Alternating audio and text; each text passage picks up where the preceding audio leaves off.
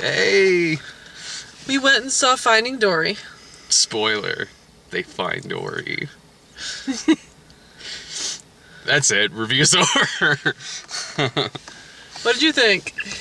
Honestly, for the first 20 minutes of the movie, I was kind of like, this may be a rough sit, man. I was like, I don't really care much for this lead. To say that the jokes are repetitive is an understatement. It was feeling exactly like the first one. Like, they're lost, gotta find someone, let's do that. And that's kind of just the Pixar formula now.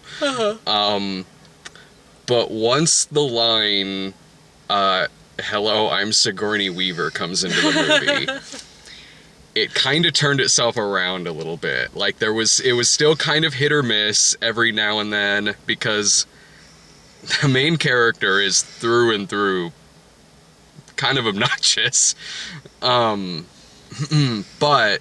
the main character is also not an asshole, so it was like, I feel for this character's story. She's just kind of annoying. It's like, yeah, I want her to find her family. I'm like, I'm not that cold-hearted of a fucking person. And then when it got to the end, and I was, I didn't cry, but I was like, there were some feelings there. You got misty? Yeah. It was better than I thought it was going to be. I don't think the movie is necessary at all. It totally isn't. I would rather have seen Pixar do a new thing? Yeah, many other things than this movie. But for a movie that is 100% unnecessary, I didn't think it was that bad. It was, I had a better time in it than I thought I would, because I actually really loved the supporting characters in this movie. What about you? What'd you think? It was really good. I have a hard time articulating about my feelings about this movie, just because I have a thing about memory loss in movies, and like in the first movie, it was by and large played for laughs. That she's got brain damage. And yeah, on text earlier, I liked it when you referred to the first movie as Memento fish. It's basically Memento fish. This is her problem. This would be a really short movie. She just had tattoos all over her scales. Just keep swimming. You didn't kill your wife. Wow, I don't remember that from the first movie. So, but this, I think, falls into the category of movies that I will never, ever watch again, and didn't really enjoy watching the first time, but know objectively in my heart was a genuinely good movie. This wasn't Cars 2. This is a good Pixar movie. It's not even Good Dinosaur. Like, I know you like that one a little better than I did, but it's way better than Good Dinosaur. And you said the movie's not necessary, but I do think that it did this character some favors, because in this movie it's not played as a joke, it's played as like a genuine disability that she's got to overcome in the course of finding her family. It does, but it also does have jokes about it, certainly throughout the movie, and they're all pretty much the same joke. They really are. It's literally the same. It's literally the same joke over and over again. Goes around something and it's like, oh hey, I can't remember. Yeah, I'm like, all right. Maybe that's why there are so many supporting characters in this movie. Well, too, you can kind of gauge the character by how they react to when that happens to her, because Marlon gets all worried or loses his cool that one time, or her big whale friend is like, we were friends. And, fills her in on the stuff that she's missing. But whenever she does that in this movie, we've seen her do that with about 5 or 6 characters until then. So she does it's kind of the same conversation that gets repeated. But it's a slightly different conversation depending on the character she's having with her. Well, not that it's 100% line for line. But it is a lot of I have short-term memory loss, and then she kind of stumbles upon the words a little bit. It is a little repetitive in that regard, but what is that? Maybe 5 minutes of the movie. So these heartbreaking flashbacks to when she was a baby fish. Yeah. Just her parents kind of dealing with their tiny, adorable, brain-damaged, buggle-eyed self, and she's like, I'm sorry. They're like, don't be sorry. It's who you are. Just keep swimming. For a second, I was like, is this gonna get dark? Did they, abandon her or something like that? Yeah, I kept waiting for, a twist to come, and I kept thinking, how is there an undertow if they're in this gigantic glass tank, but it worked itself out. Yeah, it's fine. I think it's a testament to the kind of things we normally watch that I kept like expecting shit to go Something wrong, terrible. Twilight Zone style. It turns out she was the mother. Something terrible happened to her child. Oh, God. Turned out there were no mother. Was no mother and father. It was just like a zookeeper with hand puppets. Oh, man. You got me, movie. And I know, right? And I'm sitting there like when Dory gets like taken and put in the like SeaWorld type place. And Marlon's like, oh no, Dory, she's gone. Like, well, she was sort of annoying. Bye. Credits.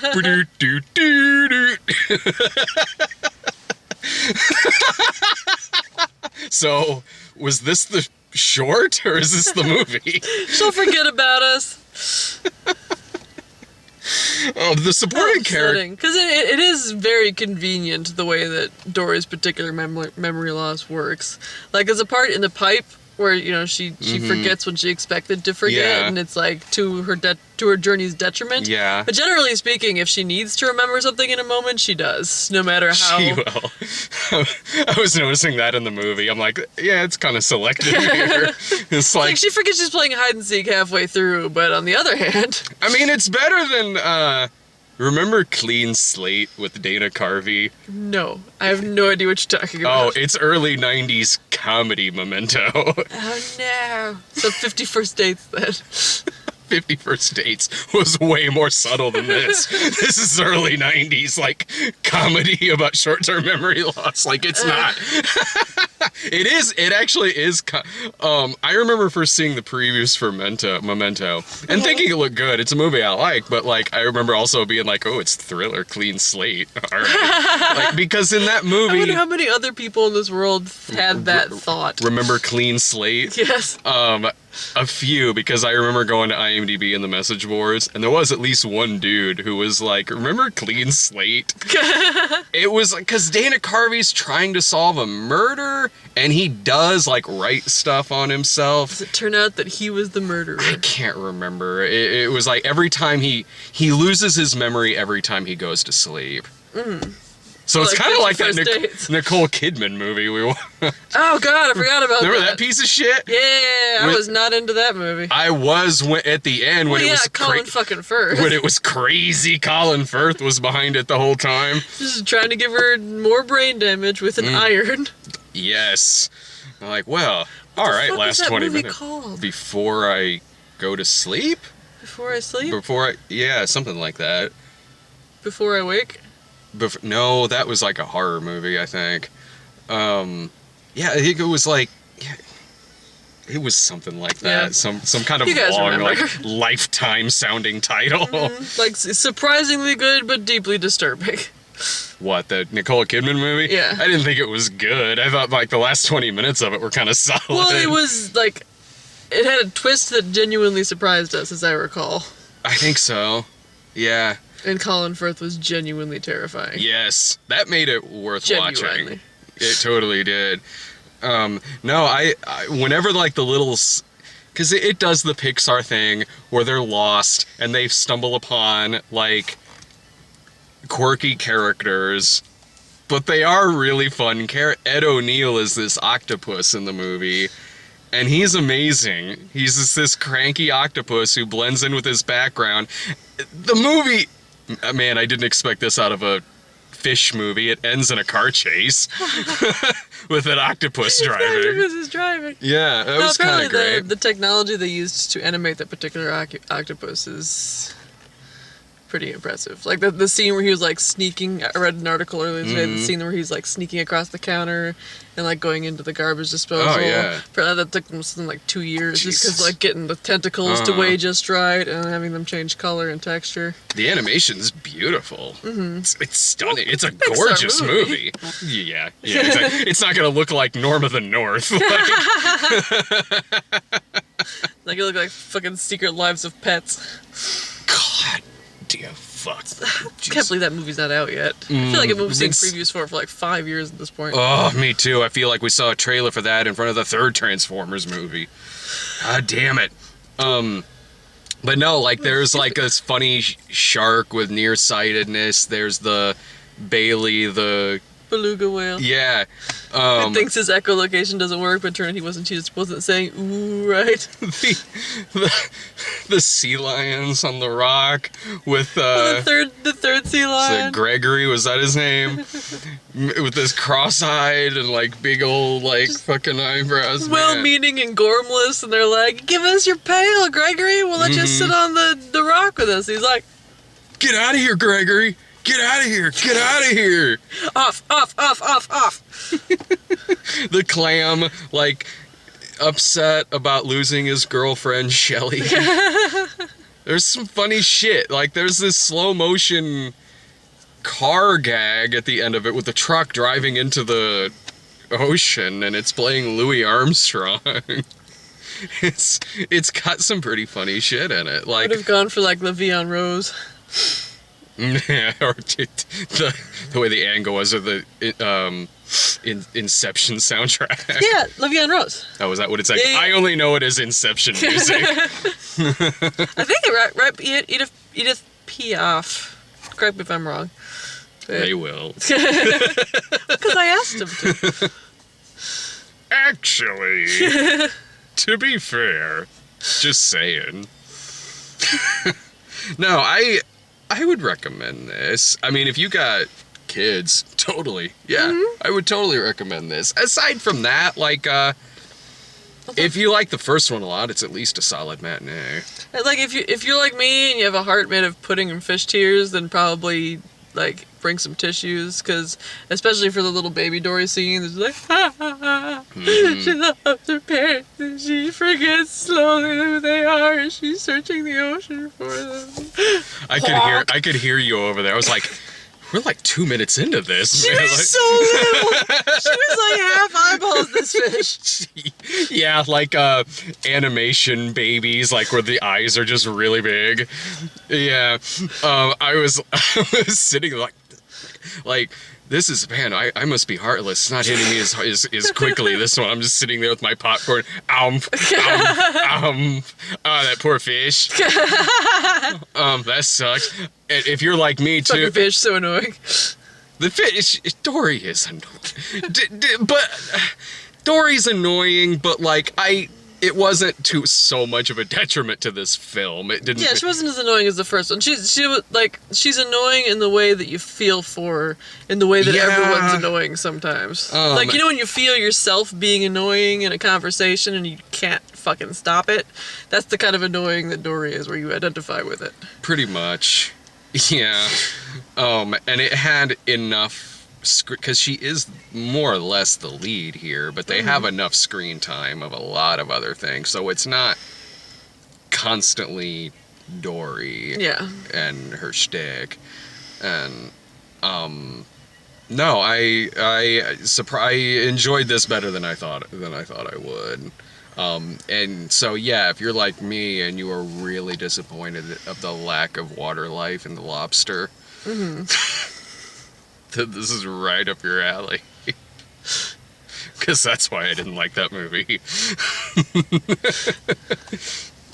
Sorry, Colin Farrell didn't turn into a lobster in the movie. Did you see my tweet earlier? I was looking through the comments to see what they thought of Dave's new hairstyle, and someone made a overdrawn at the memory bank reference. I saw that. I cut out a picture and I retweeted it. So I like the guy who said, "Oh man, Brad's now reviewing movies with Brad Pitt from Fury." I was calling him Bickle for the first couple hours after we did it, because he did the front and then he's like, "Uh-oh," so I had to do the back for him. It was like Bickle-esque for the first week or so, because it was real short, you know. He takes you to a porno movie, gets you a Chris Christopherson album, and you're like, I already have this one, and throw it back at him. This is a dirty movie, Dave. It's like you were there. What weird role-playing. Gotta keep it fresh, my son. I role-play with After Hours by Martin Scorsese, thank you very much, so long as I end up in a papier-mâché body cast by the end of the night. Yeah, After Hours reference. That's a great movie. Watch that movie. I'm stuck on paper mache body cast. Like, It's because he's got to hide from the neighborhood vigilantes who think he's been robbing people. Okay. It makes total sense when you... Have you seen After Hours? Himself a body cast? Of course I haven't. No. The lady does, who he's kind of hanging out with at this point in the movie. The movie is, like, great. It's this dark comedy that Martin Scorsese made in the mid-1980s, and it's starring Griffin Dunn, and it all takes place in one night. It's about this poor guy who he meets Rosanna Arquette at a restaurant, and they kind of hit it off, and she gives him her number, and then he's at home and he's kind of bored, so he gives her a call and he goes to meet up with her. It doesn't quite go as planned because he's kind of a dick to her at one point, so he leaves, and the rest of the movie is he's like stuck in Soho and he's just trying to get home, but all this horrible shit keeps happening to him. Like, he thinks, like, the people think he's like a fucking neighborhood robber and shit like that, and are passing out like fucking flyers with his picture on it. There's a lot of weird shit. Like, John Hurd is this bartender, and it turns out he was like the boyfriend of Rosanna Arquette. Like, it's Terry Garr is in it as this quirky waitress. Like, it's a good... that movie's fucking awesome. Did you see they put The Burbs on Netflix? Fuck yeah, they did. Great fucking movie. They hiked up the prices for everyone who was grandfathered in, and I think they just went out and just got a bunch of movies that everyone would be excited about. I forgive you, Netflix. Smooth it over, like The Burbs. You've given me The Burbs. I watched Shawshank Redemption for the first time the other night. You've never seen it? I have now. Did you like it? Yeah, it was really good. Yeah, it's a great fucking movie. I was all mad when that guy, killed that guy.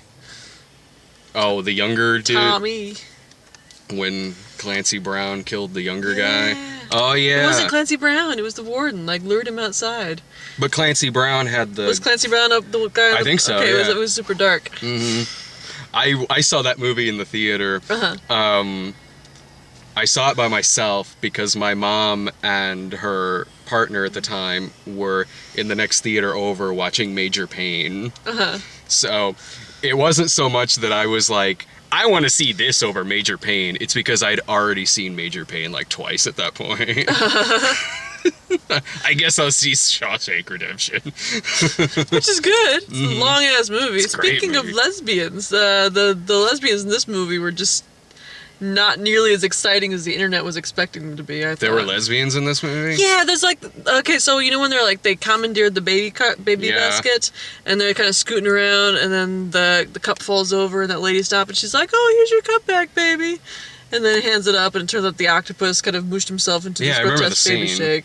And then the lady pulls back as if revulsed, and the lady that she's with kind of takes her by the shoulder and leads her away. I didn't know they were supposed to be a couple.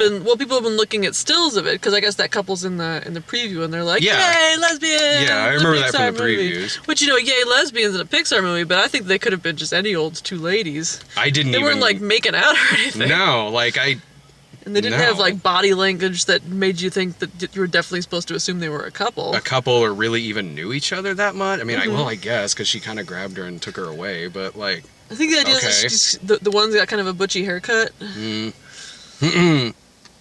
guess. Yeah, don't go just to see the lesbians, because they're brief and perfunctory. Go to Bound to see the lesbians. Yeah.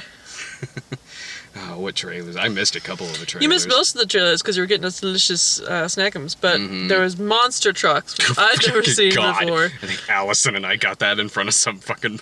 Oh, that looks like a January movie. Prepared me for the animated tentacles that we were about to see in Finding Dory. Man, this seems like they thought of an idea for a toy where it's like a truck that's got an octopus inside, and then they're like, maybe we should make a movie so that the boys will want to buy this toy. Halfway through that trailer, I was sitting there like, monster trucks, and then, monster trucks, ow.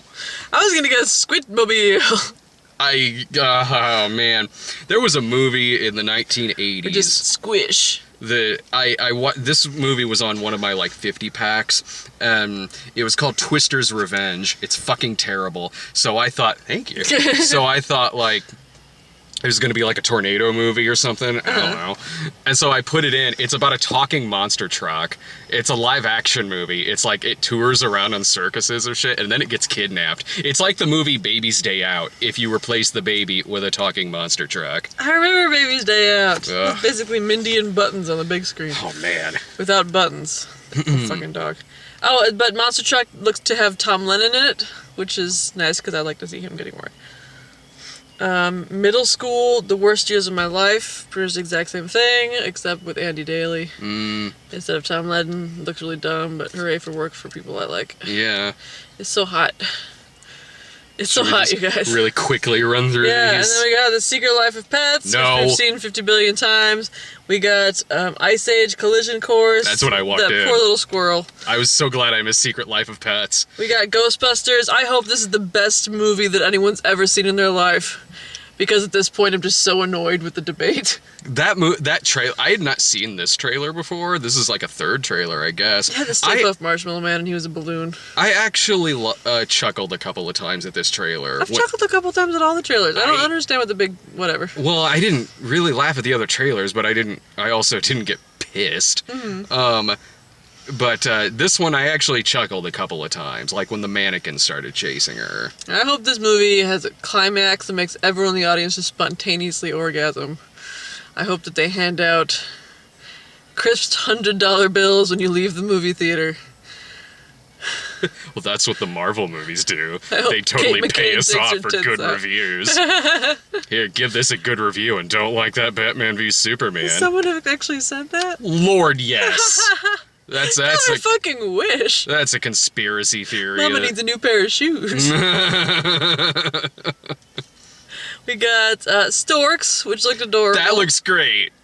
Kelsey Grammer is. I'm sold. Do you know I made my office entirely out of glass, even though birds can't see glass? Why, sir? Clack, clack.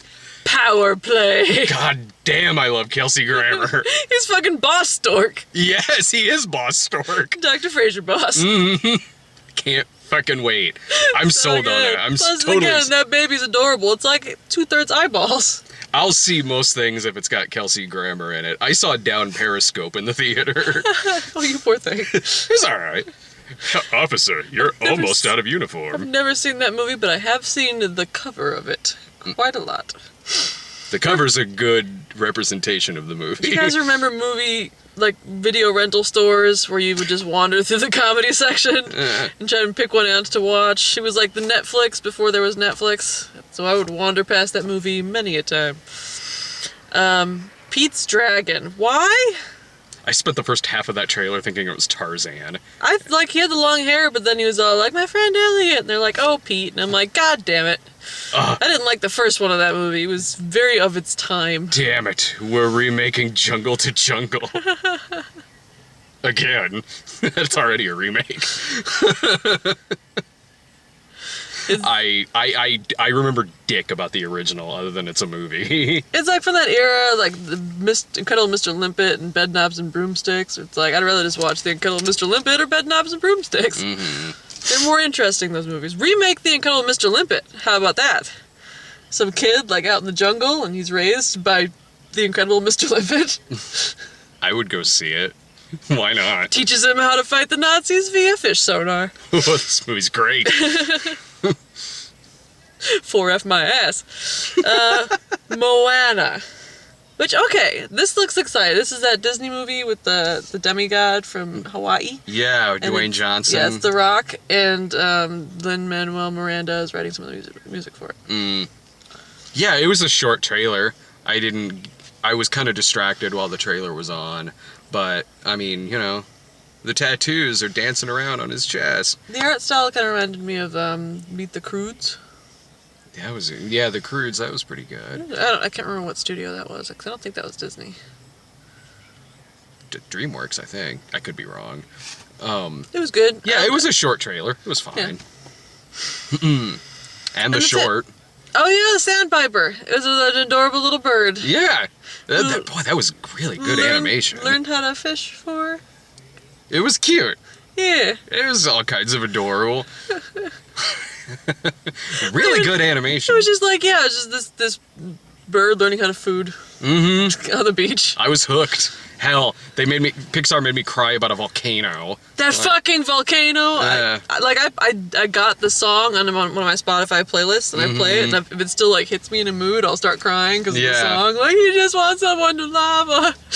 I cannot watch Dante's Peak the same way You're again. so close. He's right there. God.